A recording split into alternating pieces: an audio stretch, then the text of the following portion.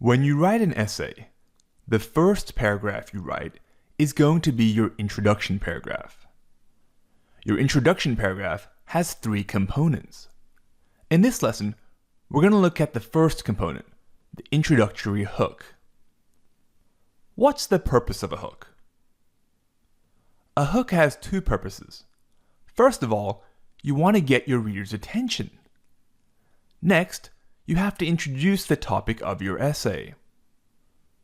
With that in mind, there are many different types of hooks that you can use. As long as your hook achieves your 2 purposes, it doesn't matter what type of hook you use.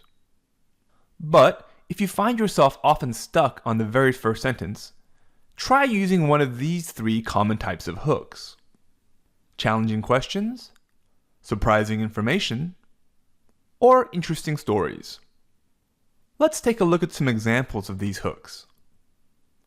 First, challenging questions. We can use questions as hooks, but it's not the kind of questions that you may be thinking about. Because if you ask, have you ever done this or have you ever done that? That doesn't get your reader's attention. Because the answer is simply yes or no. It doesn't make your reader think. So in order to get their attention, you have to ask a challenging question that makes your reader think twice and really think about what the answer to that question could be. Imagine the essay prompt was, should schools require students to wear uniforms? How would this be as a hook? Do you know how planes fly? This is a bad hook for 2 reasons. First of all, it's off topic. It's not even talking about students in uniforms. But also because it doesn't make your reader think. It doesn't get their attention because it's a simple yes or no question. Here's another example. Have you ever worn a uniform to school before? Now, this question is on topic. It's talking about uniforms in schools, but it's still a yes or no question. It doesn't challenge or engage your reader. Thus, it doesn't get their attention. How is it possible for a 100-ton mass of steel and aluminum to take off into the sky and fly around the world? This question does a better job as a challenging question. The question it poses makes your reader wonder how such a huge hunk of metal can fly. But of course, this is off topic. Why do some schools make students dress like each other every day when they come to school? This is the best example because of course it's on topic, but also it asks a question that challenges the reader to think about the answer. Your reader is now engaged on the topic of uniforms in school.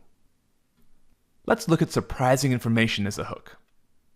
With the same prompt, we want to introduce information that catches your reader off guard in order to get their interest. We want to provide surprising information that catches your readers off guard in order to capture their interest. Children like to play with toys. So, of course, this is the bad example. It's both off topic, and the information is very obvious and not surprising at all. Some students must wear uniforms to school. This hook is on topic, but the information is obvious as well. So again, not a great hook. Children in some Amazonian tribes contribute to the maintenance of their village when they are only 5 years old. Most 5-year-olds in America are playing with toys, so this information is fairly surprising to us as American readers. However, it's off topic. Although most students in the United States don't wear uniforms, students in most other countries are required to wear them. This may or may not be too surprising to you, but in most American schools, uniforms are not required. So this is an unfamiliar concept to most Americans. It makes your readers ask, why do other countries have such different policies to the United States? Finally, you can use an interesting story. As humans, we all love stories. That's why books, movies, and plays are so popular. So telling a story is often a great way to start your essay. Many people don't eat breakfast in the morning because they are so busy. Now, this is not a story. Let me be clear that a story has to be a specific set of events that are occurring. This is a generalization. It's just a general fact. So it's not a story, and of course it's also off topic. Some students like to wear different outfits every day when they go to school. This is on topic, but this isn't a story. Again, it's a general statement. It's not giving me specific details of some action that occurred to some person. Do either of these strike you as interesting?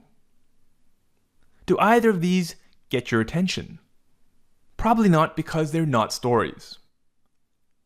On the other hand, this is a story. Abraham Lincoln reclined in his chair as he watched the actors down on the stage. Behind him, danger lurked in the shadows. So now we have a story, and I think if you compare it to the other two, it's a lot more interesting. Unfortunately, it's off topic. So, our final example. When I woke up this morning, I faced a dilemma. I sat and stared at the clothes hanging in my closet, paralyzed by the options. T-shirts, tank tops, flip-flops, bow ties, blazers, and ball gowns. Now we have specific events and actions in a story, and this story is on topic. So it's an effective hook.